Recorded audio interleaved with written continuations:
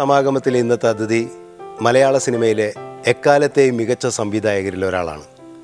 വിശേഷണങ്ങൾ കൊണ്ട് വിശേഷിപ്പിക്കേണ്ട ആവശ്യമില്ലാത്ത അദ്ദേഹത്തെ സാദരപൂർവ്വം നമുക്ക് ഈ വേദിയിലേക്ക് സ്വാഗതം ചെയ്യാം. ശ്രീ സിബി മലയിൽ.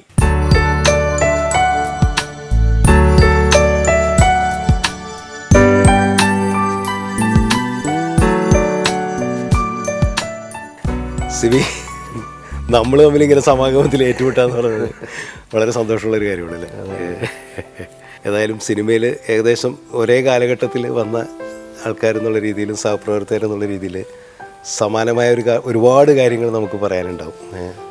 എനിക്ക് തോന്നുന്നത് മറ്റ് പല സിനിമാക്കാരെ പറ്റി പറയുമ്പോഴും ഇപ്പോൾ എനിക്കൊക്കെ അറിയാവുന്ന ഒരു കാര്യമാണ്. എന്നെയൊക്കെ എൻ്റെ ബാല്യകാലം അല്ലെങ്കിൽ എൻ്റെ സ്കൂൾ കാലം, കോളേജ് കാലമൊക്കെ പല ഇൻ്റർവ്യൂവിലും ഒക്കെ പറഞ്ഞിങ്ങനെ ഒരുപാട് കേട്ടിട്ടുണ്ട്. പക്ഷേ സിബിയുടെ അത്തരം കാര്യങ്ങളെക്കുറിച്ച് പൊതുവെ അങ്ങനെ ആരും കേട്ടില്ല, അല്ലെങ്കിൽ ഞാൻ കേട്ടില്ല എന്നുള്ളതാണ് എനിക്കൊരു തോന്നൽ.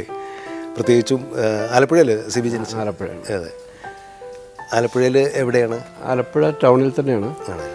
എൻ്റെ കുടുംബ പേരാണ് മലയിൽ എന്നുള്ളത്. ഞങ്ങളുടെ തറവാട് ആലപ്പുഴയിൽ ശരിക്കും ആലപ്പുഴ ടൗണിൻ്റെ കിഴക്ക് ഭാഗത്തായിട്ട് വരും. തത്തമ്പള്ളി എന്നാണ് ആ സ്ഥലത്തിൻ്റെ പേര്. ഫാദറിൻ്റെ ബ്രദേഴ്സും ഫാദറിൻ്റെ ഫാദറും ഒക്കെ അവർ അടിസ്ഥാനപരമായിട്ട് അവർ മലഞ്ചരക്ക് വ്യാപാരികളാണ്. സ്കൂൾ ഫ്രണ്ട്സ് ഇപ്പോഴും ഫ്രണ്ട്സായിട്ട് നിൽക്കുന്ന ആൾക്കാരുണ്ടോ, അതോ ബാല്യകാലം കഴിഞ്ഞോടുകൂടി ഉണ്ട്? കുറച്ച് പേരൊക്കെ ഉണ്ട്. പക്ഷേ എല്ലാവരും ഇങ്ങനെ സ്കാറ്റേഡ് ആയിപ്പോയി. പല സ്കൂളിൽ പഠിച്ചിരുന്ന കുറേ പേര്. ഞാൻ പിന്നെ 10ാം ക്ലാസ് കഴിഞ്ഞിട്ട് ഞാൻ എൻ്റെ പ്രീ ഡിഗ്രി പഠിക്കാൻ പോയത് ചങ്ങനാശ്ശേരിയിലെ SB കോളേജിലാണ്. അപ്പോൾ പെട്ടെന്ന് സ്കൂൾ ഫ്രണ്ട്സുമായിട്ടുള്ള ഒരു ബന്ധം മുറിഞ്ഞിട്ട് 2 വർഷം ഞാൻ പുറത്ത് ചങ്ങനാശ്ശേരിയിൽ ഹോസ്റ്റലിൽ നിന്ന് പഠിക്കാൻ. അപ്പോൾ അവിടെ പുതിയ ഫ്രണ്ട്സായി. പിന്നീട് ഞാൻ ഡിഗ്രി വീണ്ടും ആലപ്പുഴയിൽ തിരിച്ചു വന്നു ST കോളേജിൽ. അങ്ങനെ അപ്പോൾ വീണ്ടും പഴയ ഫ്രണ്ട്സും ഉണ്ട്. അങ്ങനെ ഒരുപക്ഷെ 10ാം ക്ലാസ്സിൽ പഠിച്ച പല സുഹൃത്തുക്കളും ഒരുപക്ഷെ ആലപ്പുഴയിൽ തന്നെ ഉള്ളവർ വളരെ കുറച്ച് പേരുള്ളൂ. അന്നൊക്കെ സിബിക്ക് അങ്ങനെ സിനിമാ മോഹം ഉണ്ടായിരുന്നു? ഇല്ല, അങ്ങനെ നമ്മൾ സിനിമയെന്ന് പറയുന്ന അങ്ങനെ ഒരു സിനിമയിൽ എത്തിപ്പെടണമെന്നോ അല്ലെങ്കിൽ സിനിമ സംവിധാനമാണോ എന്നൊക്കെയുള്ള അത്തരം ചിന്തകളൊന്നും ഉണ്ടായിട്ടില്ല. അത് എപ്പോഴാണ് ഉണ്ടായതെന്ന് പോലും എനിക്കറിയില്ല. എനിക്കൊരു സിനിമ കണ്ടിട്ട് ഇതിലെന്തോ ഒരു പ്രത്യേകത ഉണ്ടെന്ന് ആദ്യമായിട്ട് തോന്നുന്നു, അല്ലെങ്കിൽ എൻ്റെ മനസ്സിൽ അങ്ങനെയുള്ളൊരു ഓർമ്മയെന്ന് പറയുന്നത് എനിക്ക് തോന്നുന്നു അത് അഭയമാണ്. സ്കൂളിൽ പഠിക്കുമ്പോഴേക്കും 6ാം ക്ലാസ്സിൽ 7ാം ക്ലാസ്സിൽ പഠിക്കുമ്പോഴാണ്.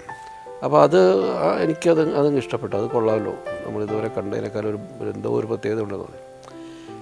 അങ്ങനെ അതാണ് ആദ്യത്തെ ഒരു നമ്മളെ മനസ്സിനെ ആദ്യമായിട്ട് ഇഷ്ടപ്പെടുത്തിയൊരു സിനിമ എന്ന് പറയുന്നത്. മുൻവിധിയൊന്നുമില്ലാതെ മധുവും ശാരദയും അഭിനയിച്ചൊരു സിനിമ കാണാൻ പോയതാണ്, സ്വയംവരം. അടൂർ ഗോപാലകൃഷ്ണൻ ആരാണെന്നൊന്നും അറിയില്ല. പക്ഷെ സിനിമ കണ്ട് തീരുന്ന സമയത്ത്, സിനിമ കണ്ടുകൊണ്ടിരിക്കുമ്പോൾ തന്നെ നമ്മൾ ആ സിനിമയുടെ ഭാഗമായി. അപ്പം സിനിമ അവസാനിക്കുന്ന സമയത്ത് എനിക്ക് തോന്നി, ഈ വാതിലടച്ചു കഴിഞ്ഞാൽ, വാതിൽ തട്ടിക്കഴിഞ്ഞാൽ ഈ സ്ത്രീ ആ വാതിലിന് തുറക്കാതെ അതിൻ്റെ പുറത്ത് നിൽക്കും, അവിടെ സിനിമ തീരും എന്ന് തോന്നി. അവിടെ സിനിമ അവസാനിച്ചപ്പോഴത്തേക്കും ഞാൻ ആ സിനിമയായിട്ട് ഭയങ്കരമായിട്ടൊരു അറ്റാച്ച് ഒരു ഐഡൻറ്റിഫിക്കേഷൻ ഉണ്ടായി. അപ്പോൾ എൻ്റെ ചിന്തകൾക്കൊപ്പം ആ സിനിമയും എത്തിയല്ലോ, അല്ലെങ്കിൽ ഞാൻ ആഗ്രഹിച്ചെടുത്ത ആ സിനിമ നിന്നല്ലോ എന്ന് പറയുമ്പോൾ എനിക്കതിനോട് വലിയൊരു താല്പര്യവും. അപ്പോൾ ഇതാണ് സിനിമ, ഇതുവരെ കണ്ട സിനിമകളിൽ നിന്നും വ്യത്യസ്തമായൊരു സിനിമയാണെന്നുള്ളൊരു തോന്നലുണ്ടായി. അപ്പോഴാണ് പിന്നെ കൂടുതലായിട്ട് ഗൗരവമായിട്ട് സിനിമയെക്കുറിച്ച് ചിന്തിക്കാൻ തുടങ്ങിയത്. ആലപ്പുഴയിലാണ് സിബി. അവിടെ ഉദയ സ്റ്റുഡിയോ ഉണ്ടെന്ന്. ഉദയ സ്റ്റുഡിയോ അന്ന് സജീവമായിട്ട് നിൽക്കുന്നുണ്ട്, ഒരുപാട് സിനിമകൾ അവിടെ നിർമ്മിക്കുന്നുണ്ട്.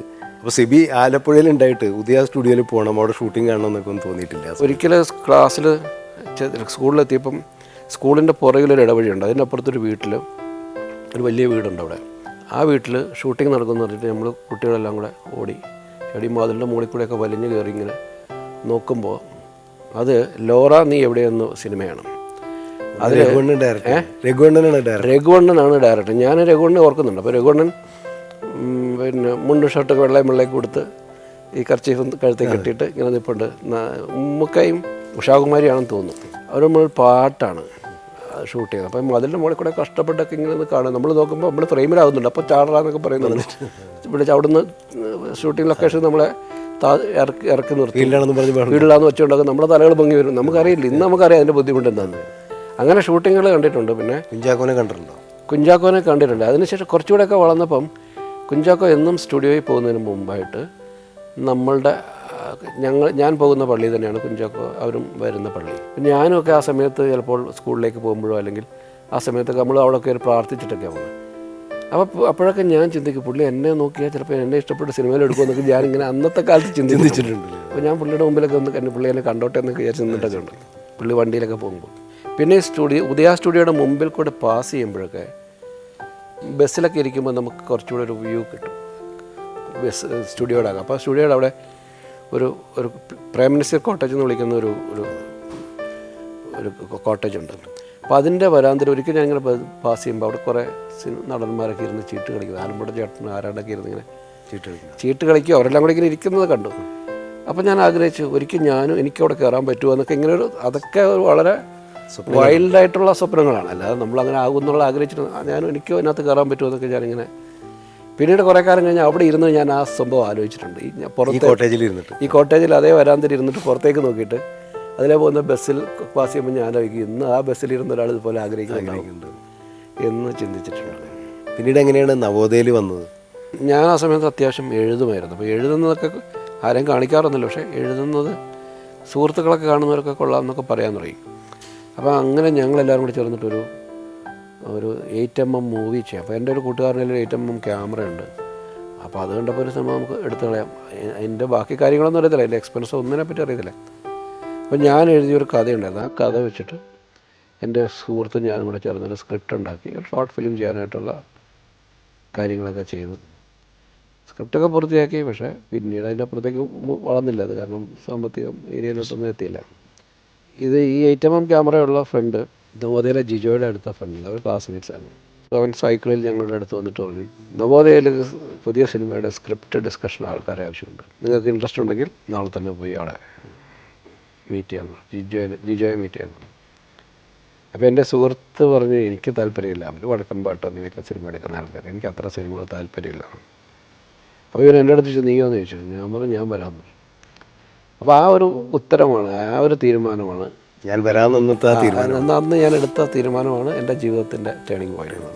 നവോദയ പോലൊരു സ്ഥാപനത്തിൽ ചെന്നുകൊണ്ടാവാം നമുക്ക് സിനിമയുടെ എല്ലാ കാര്യങ്ങളിലും, അപ്പം എഡിറ്റിംഗ് തൊട്ട് ഷോർട്ട് ഓർഡർ ചെയ്യുന്നിടം തൊട്ടുള്ള എല്ലാ കാര്യങ്ങളിലും കൂടെ നിൽക്കാൻ പറ്റും. നമ്മൾ താമസിക്കുന്ന നവോദയയുടെ ഗസ്റ്റ് ഹൗസിൻ്റെ താഴത്തെ റൂമിൽ തന്നെയാണ് എഡിറ്റിംഗ്.